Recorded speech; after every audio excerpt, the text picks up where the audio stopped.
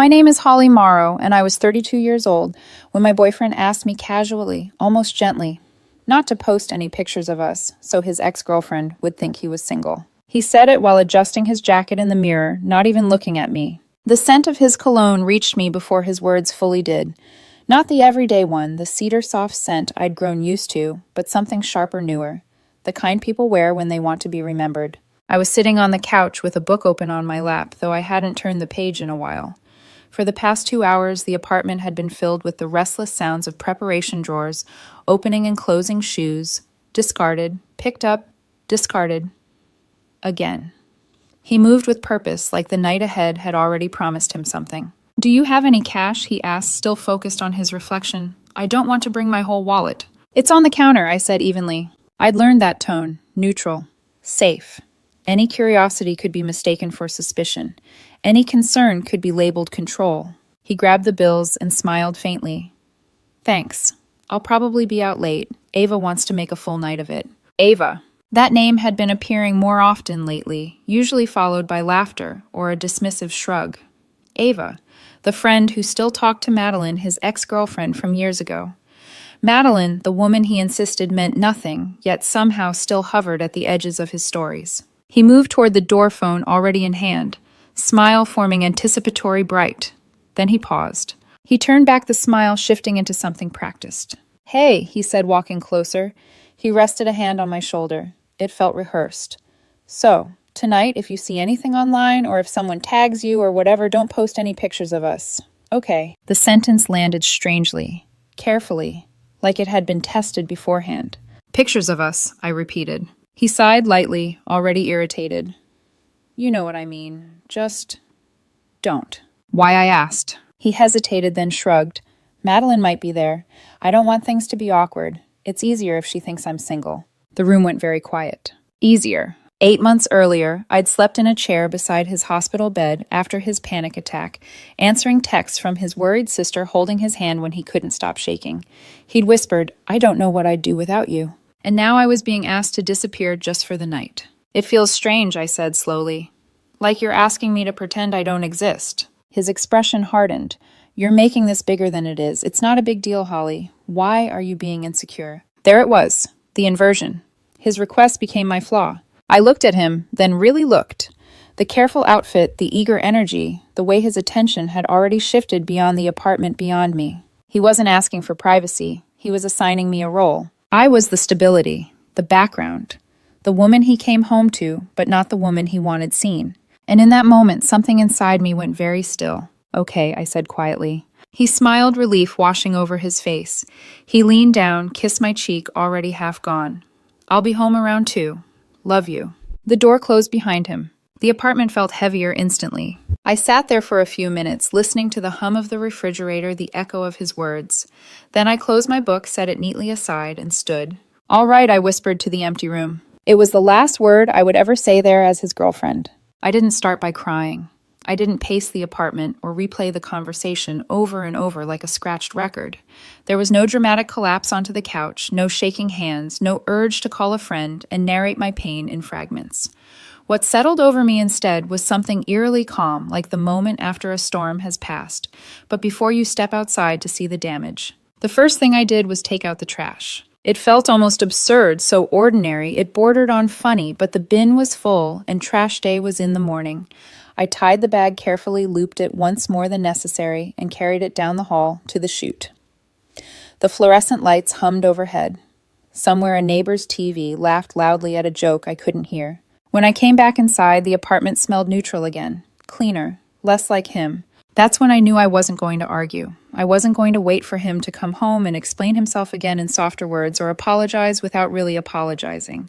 I wasn't going to negotiate my own visibility. I walked to the hall closet and pulled out the 2 suitcases I'd kept from before we moved in together. They were tucked behind winter coats and an old vacuum cleaner, like artifacts from a past life I'd assumed I wouldn't need again. I set them side by side in the bedroom and opened them both. The bedroom looked different once I started packing, not empty, just edited, like a photograph someone had cropped. I began with the closet. My side was neat dresses I wore to work, sweaters folded by color shoes, lined up with the quiet discipline of someone who'd learned not to take up too much space. His side spilled outward jackets, hoodies, impulse purchases still wearing their tags. I pulled down only what was mine. No hesitation, no nostalgia. The dresser came next. Socks, underwear, sleep shirts. I didn't rummage. I didn't linger. I slid each drawer open and tipped its contents directly into the suitcase like evidence being logged. At the bottom of the dresser was a small velvet pouch my grandmother had given me years ago. Inside was a delicate gold ring, not valuable, but meaningful. I slipped it into my pocket without thinking. I left the framed photo of us from last summer on the dresser. In it, I was laughing. He had his arm around me. It felt like a picture from a story that had ended differently than the author intended. The bathroom was easier than I expected. My toothbrush, my skincare, the lotion he teased me for using because it smelled too floral. I left the matching towels. I left the bath mat. I left the expensive cologne I'd bought him for his birthday still sitting where I'd placed it that morning. In the living room, I paused. This was the space where we'd built routines, the couch where we watched shows curled toward each other, the coffee table scarred with rings from mugs and wine glasses. I packed my books first, sliding them gently into a box spine by spine. I left his untouched hardcovers behind. I unplugged my laptop charger. My headphones. From the shelf, I took a small ceramic mug, blue-chipped at the rim. It was from our first trip together, a weekend cabin by a lake, where he'd talked about the future like it was a real, reachable place. I turned the mug in my hands once. Then I walked to the trash can, lifted the lid, and dropped it in. It made a soft final sound. The kitchen was last. The hardest not because of emotion, but because everything there was shared. I took what was clearly mine. The chef's knife my sister gave me, wrapped carefully in a towel. The cast iron skillet I'd owned long before him, the groceries I'd bought that week. I left the rest. Plates, glasses, the bottle of wine he liked, the leftovers from dinner 2 nights ago. By the time I finished, the apartment didn't look destroyed. It looked incomplete. My suitcases stood by the door. The boxes were stacked neatly. My presents had been removed with precision, not anger. If someone walked in, they wouldn't think a fight had happened. They'd think someone had quietly decided not to live there anymore. The note was last. I found a piece of plain paper in the junk drawer and leaned against the counter to write. I didn't draft it. I didn't cross anything out. The words came fully formed like they'd been waiting. Now you don't have to pretend. I placed the note in the center of the kitchen island and weighed it down with the TV remote. It felt symbolic in a way I didn't need to unpack. Loading the car was physical grounding. Trip after trip down the stairs, the cool night air brushing my face. On my third trip, Mrs. Langley from across the hall cracked her door open. "Going somewhere, Holly?" she asked kindly. "Something like that," I replied, and meant it. When everything was finally in the trunk, I closed it and stood for a moment looking up at the apartment window. The living room light was still on, warm, inviting, like a set waiting for actors who wouldn't return. I felt no triumph, no grief, just space. I got into the driver's seat, started the engine, and pulled away without checking the mirror. At the first red light, I opened my phone settings and turned off location sharing with him. Then I silenced the phone entirely and dropped it into my bag. The hotel was a few miles away, clean, anonymous, forgettable. Exactly what I needed. The clerk barely looked up as I checked in. The room smelled like detergent and recycled air. I took a long shower, letting the water wash away the faint trace of his cologne that had clung to my sweater.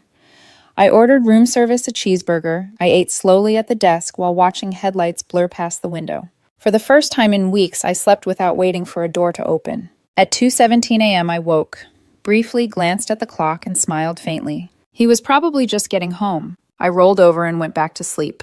The first vibration came at 2:41 a.m. It was a soft, persistent buzz against the hotel nightstand, polite, almost hopeful.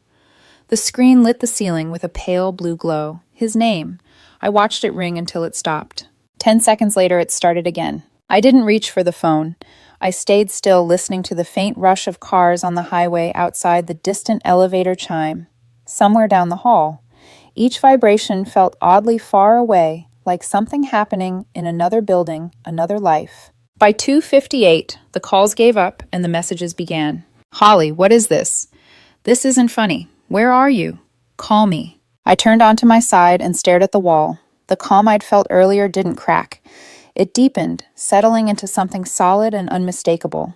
I wasn't avoiding him. I simply wasn't there anymore. More messages stacked silently. "Okay, you're overreacting. It was one night. You're being dramatic. There it was, the familiar pivot. Confusion reshaped into critique. His behavior recast as harmless, my response framed as excessive. At 3:17 a.m., the tone shifted. The closet is empty. Your stuff is gone. What did you do? I imagined him standing in the bedroom opening drawers that no longer held my things, looking for evidence that I'd gone too far, some sign that I'd only meant to scare him, not leave. I closed my eyes and slept again. Morning came quietly. No dread, no knot in my chest. I woke before my alarm showered and drank terrible hotel coffee while watching the sky lighten through the window. My phone sat face down on the desk like an object from another room. I flipped it over eventually. There were 12 missed calls, dozens of texts. None of them said, "I'm sorry." None of them asked, "Why did I hurt you?" They all asked, "Why are you doing this to me?" At 8:12 a.m., I sent one message to Claire, my oldest friend, the one who'd never quite hidden her discomfort with his charm. "I left him last night. I'm okay. Laying low. You'll probably hear things." Her reply came instantly. "Oh my God. The group chat is already chaos. Call me when you're ready." I didn't call. I didn't need reassurance.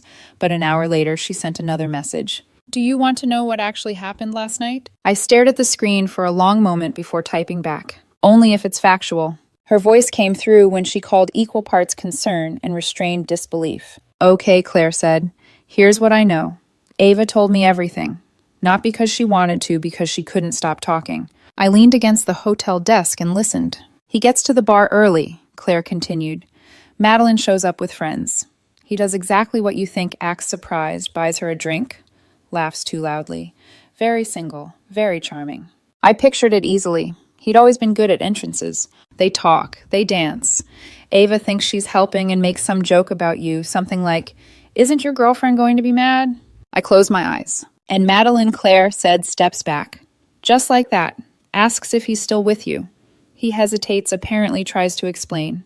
She laughs, not kindly. I imagine that laugh, the kind that cuts. She tells him she doesn't do messy, Claire went on, and then she walks away, like he was a bad idea she'd just remembered she outgrew.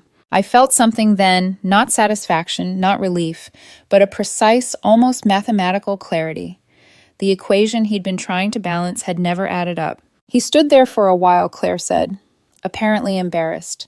Ava tried to smooth it over, but the damage was done. People noticed. The story spread fast. "What did he do?" I asked. "He left early," she said. "And now, well, he's been calling you all night." I thanked her and ended the call. The irony was sharp, but clean. He'd asked me to erase myself so he could look single. The moment the truth slipped out that he wasn't, the illusion collapsed. Madeline didn't want him. She wanted the idea of him. And once that idea was complicated, she dropped it without hesitation. Just like that. The rest of the day passed quietly. I checked out of the hotel and drove to a short-term rental I'd booked that morning, a furnished studio overlooking the city and personal in the best way. I unpacked only what I needed. The silence there didn't echo. It held. The messages kept coming, though they changed shape. "Please, I didn't mean it like that. You're punishing me." By evening, the pleas hardened. "We need to talk. You can't just disappear. This is immature." I didn't respond. Late that night, one message arrived that felt different, longer, frantic. "Everyone knows. They're laughing. Madeline won't answer me. I never wanted to lose you. I love you." I read it once. The words "I love you" sat there like an afterthought, added only when nothing else worked. I set the phone down and walked to the window. The city lights flickered on, each one separate, self-contained, not asking permission to exist. I wasn't angry. I was already gone. The first call from someone who wasn't him came 2 days later. I was unpacking the last box in the studio apartment, mostly books, their spines lining the shelf, like familiar faces when my phone rang. I didn't recognize the number, but I already knew who it would be. When you remove yourself from a system, the system looks for replacement levers. I answered. Holly, a woman's voice, snapped, skipping any greeting. "It's Lydia, his sister." I said nothing. She took my silence as permission to continue. "Look, what you did was extreme. You don't just leave someone like that. You don't disappear without a conversation." I leaned against the counter and waited. People like Lydia always needed to unload before they listened. "He made a mistake," she went on. "A stupid one. He didn't cheat. He didn't touch anyone. He just said something wrong. And you punished him for it." Punished. That word again, like my absence, was a weapon instead of a boundary. "He's not eating," she added, her tone sharpening. "He's barely sleeping. Do you know what state he's in? Yes, I said calmly. I imagine it's uncomfortable. She inhaled sharply. You're being cold. No, I replied. I'm being finished. There was a pause, then a scoff. So that's it. After everything. You throw away a serious relationship because of one insecure comment. I pictured that night again. Not just the words, but the ease with which he'd spoken them.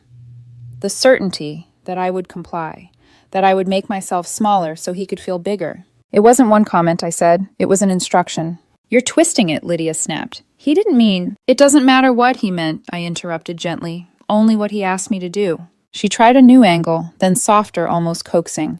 At least talk to him. Give him closure. Don't you owe him that? I almost smiled. No, I said. I don't owe him my presence so he can feel better about losing it. I ended the call before she could respond. That wasn't the last attempt. His mother sent a message later that afternoon, carefully worded, heavy with disappointment and concern. An old coworker reached out under the guise of checking in. Even Ava texted once awkwardly, as if proximity to the situation gave her standing. Each message followed the same script.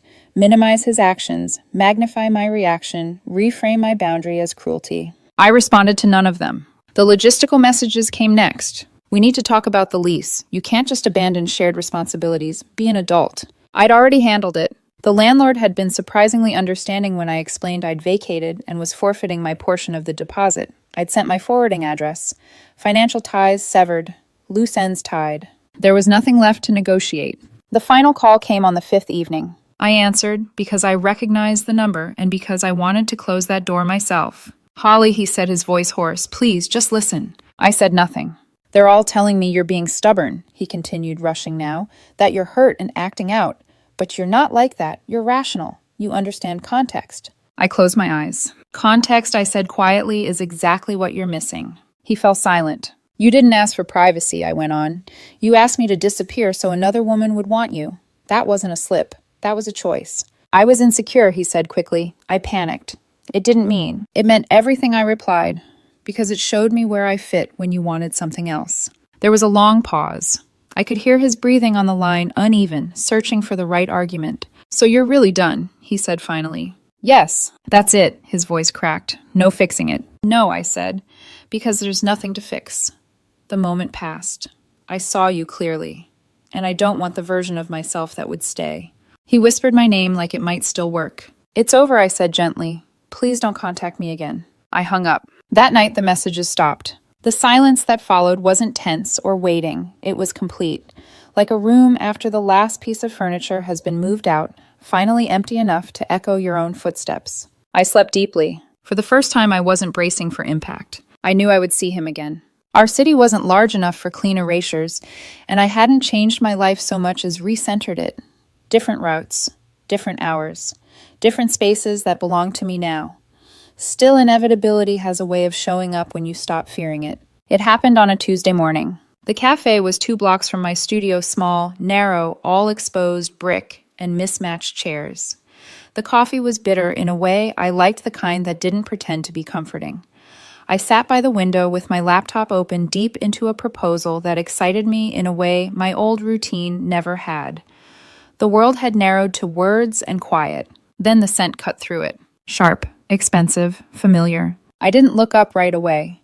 I finished the sentence I was typing, saved the document, and closed the laptop carefully, like I was ending a meeting. Holly, he said. His voice sounded thinner than I remembered, frayed at the edges. I raised my eyes. He looked smaller, not physically, but energetically. The confidence that used to fill rooms had collapsed inward. His hair was pulled back hastily. Dark circles bruised the skin beneath his eyes. He was holding a paper cup like it was the only thing anchoring him to the moment. Can I sit? He asked. I gestured to the chair across from me. If you're quick. He sat too fast, knees bouncing. Thank you. I've been trying to reach you. I know. I just needed to see you. To explain. His voice wavered. I messed up. I know that. I've been replaying that night over and over, and I don't recognize myself in it. I said nothing. That silence seemed to pull him forward, desperate to fill it. Madeline meant nothing. He rushed. She was a ghost, an old version of me. I don't even like who I am around her. I was insecure, okay? I wanted to feel wanted. That's it. I watched him carefully, the way you watch someone demonstrate a theory they're convinced will hold. I never stopped loving you, he added. Not for a second. The words landed softly and passed straight through me. I lost everything. He continued, eyes shining now. You, my reputation. My friends look at me like I'm pathetic. I wake up in that apartment and it echoes. I didn't realize how much you did for me until you were gone. He reached for my hand across the table, stopping just short of touching it. The restraint felt calculated like a test. We had a life, he said. Plans. You don't throw that away over one bad moment. People hurt each other. They fix it. I leaned back in my chair, breaking the invisible line between us. I looked out the window briefly, watching a woman walk past with her headphones on, entirely absorbed in her own world. Then I looked back at him. That night I said calmly, "You didn't hurt me accidentally. You gave me instructions." He opened his mouth to interrupt, but I raised a hand, not sharply, just enough. "You asked me to make myself invisible so you could appear available to another woman. You didn't stutter. You didn't hesitate. You didn't consider how it would land. You expected compliance." "That's not—" "It is," I said evenly, "because I complied." He frowned, confused. "I honored your request permanently," I continued. "The version of me who stayed quiet, who waited up, who made space for your insecurities, that woman doesn't exist anymore. You dissolved her." His face drained of color. "I didn't want you to leave. I just wanted a specific outcome." I finished. "You wanted safety and excitement, loyalty and attention. You wanted me and the possibility of someone else. And you wanted me to help you maintain the illusion." He stared at me as if the language itself had betrayed him. "That's not fair," he said hoarsely. "You're acting like I planned this." "I don't care whether you planned it," I replied. "I care that you meant it." His voice sharpened. Then the plea curdling into frustration. "So what, you're perfect? You've never said something wrong. You're really going to sit there and punish me forever." "I'm not punishing you," I said. "I'm choosing myself." A woman at the table next to us glanced over, then quickly looked away. The moment was tipping. He could feel it. "You're being cruel," he whispered. "After everything." "No," I said gently. "Cruel would have been staying and resenting you. Cruel would have been shrinking until I disappeared quietly. I chose honesty." He swallowed hard. "So that's it. You have nothing to say to me." "I have nothing left," I corrected, "and that's the difference." He laughed, then short, bitter, broken. "You're really okay with this, with being alone." I smiled, not for him, for myself. "My peace isn't a performance you get to judge," I said. "You don't get to define my progress anymore." I slipped my laptop into my bag. "I have a meeting," I added calmly. "This is my cafe now. Please don't come here again." The banality of the reason seemed to stun him more than any accusation could have. He'd come prepared for drama, for tears, for something that would validate the importance of the moment. He was met with a dismissal. As I turned away, he found one last surge of venom. "You'll regret this," he hissed. "You always ran from anything complicated. You'll end up alone and bored and safe." I paused, looked down at him with a clarity that surprised even me. "You confuse chaos with depth," I said, "and you mistake safety for emptiness." I walked to the counter, nodded at the barista, and stepped outside. The sky had broken open sunlight, cutting through wet pavement like a promise. I didn't look back. The street smelled like rain and coffee grounds, the air clean in that sharp, honest way that comes after something heavy has passed through. I walked without urgency, letting my steps fall into a rhythm that belonged to no one else. My phone buzzed once in my bag. I didn't check it. I already knew who it was. It wasn't until later that evening back in my studio that I saw the message he sent after the cafe. It was long, spiraling, furious, in the way only wounded pride can be. He accused me of being heartless, of abandoning him at his lowest point, of weaponizing silence. He said I was afraid of complexity, that I preferred a life so controlled it would suffocate me slowly. He told me I would regret choosing peace over passion, safety, over risk, quiet, over him. I read it once. What struck me wasn't the cruelty, it was the desperation beneath it, the way he still needed my reaction to validate his pain. He wanted anger, tears, outrage, anything that would tether me back into the orbit of his emotions. He needed me to be present so the story could keep running. I didn't respond. That night, I cooked dinner for one, nothing elaborate. Pasta, olive oil, garlic. I ate standing at the counter, music playing softly from my phone. There was no chair scraped back for someone else, no second plate waiting to be filled. The absence wasn't loud. It was settled. Another message arrived near midnight, shorter this time, sharper. "You think you're better than me now. You always did." I almost laughed, not because it was funny, but because it was revealing. The final insult wasn't about love or loss.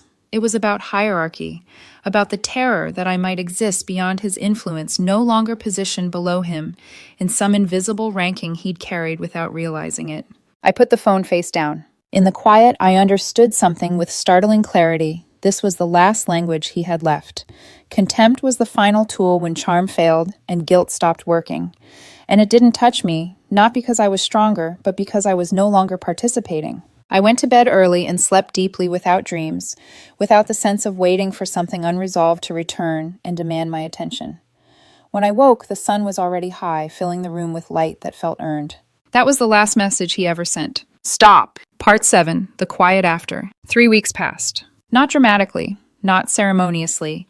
They passed the way real time does, unevenly, quietly filled, with small adjustments that don't announce themselves as milestones until you look back and realize how far you've come. I joined a new gym and went in the mornings early enough that the air still felt untouched. I reconnected with friends who had faded gently during the relationship, not out of conflict but out of gravity. I cooked meals without considering whether they were impressive, shareable, or worth photographing. I let myself be ordinary without apologizing for it. The silence in my apartment wasn't emptiness, it was ownership. I stopped checking my phone reflexively. I stopped anticipating explanations I would never give. His name became just that, a name no longer a trigger, no longer a story I was carrying in my body. One afternoon, as I was shelving books, I found the velvet pouch with my grandmother's ring. I slipped it onto my finger and smiled, not because it symbolized anything new, but because it reminded me of continuity. I had been someone before him. I was still someone after. Occasionally, someone would ask about him. I answered simply. We ended. No details, no drama. The truth didn't need decoration. I understood then that closure wasn't a conversation or an apology or a moment where both people agreed on what went wrong. Closure was the absence of the urge to explain yourself to someone who had already shown you how little your presence mattered to them when it was inconvenient. One evening, standing by the window as the city lights flickered on, a line from a book I'd once underlined drifted back to me. The opposite of love is not hate, it's indifference. I finally understood it. I didn't hate him. I didn't wish him harm. I didn't need him to suffer or change or understand me fully. I was simply free, completely quietly free. He was a chapter I had read carefully, learned from, and closed without tearing out the pages. The future stretched open in front of me, unstructured and mine. And for the first time in a long time, I was excited, not